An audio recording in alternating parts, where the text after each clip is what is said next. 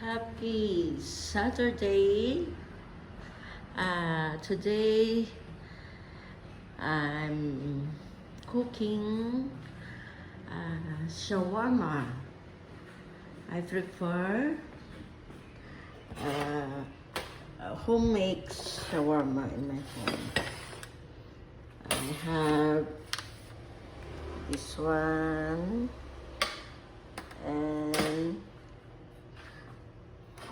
simple only you can to make when you're home. And then I have preferred for this one is beef.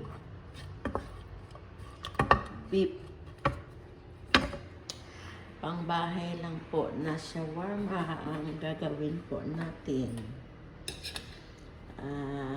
I search for lettuce. I checking my refrigerator if I have lettuce there. Maybe I have some other ingredients. I'm checking maybe there or carrots also. And then maybe I add this one. Just simple I make today. Wait a minute. I checking. I have there some ingredients. I make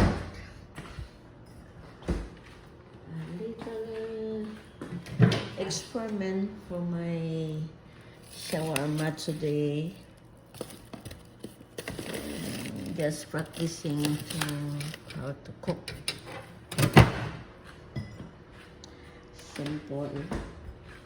Simple I make for my kids. Shawarma homemade from my home. That's all. This is my kitchen and this is my kitchen. Small kitchen. This is my kitchen. Now starting, I put egg, onions, and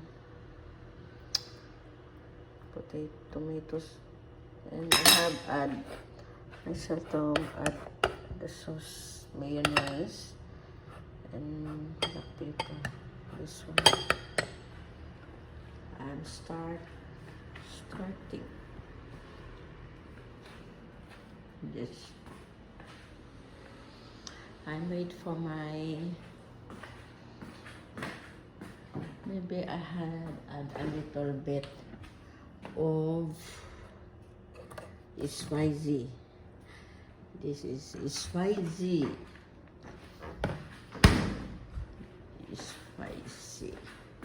For my cooking today is happy Saturday, everyone.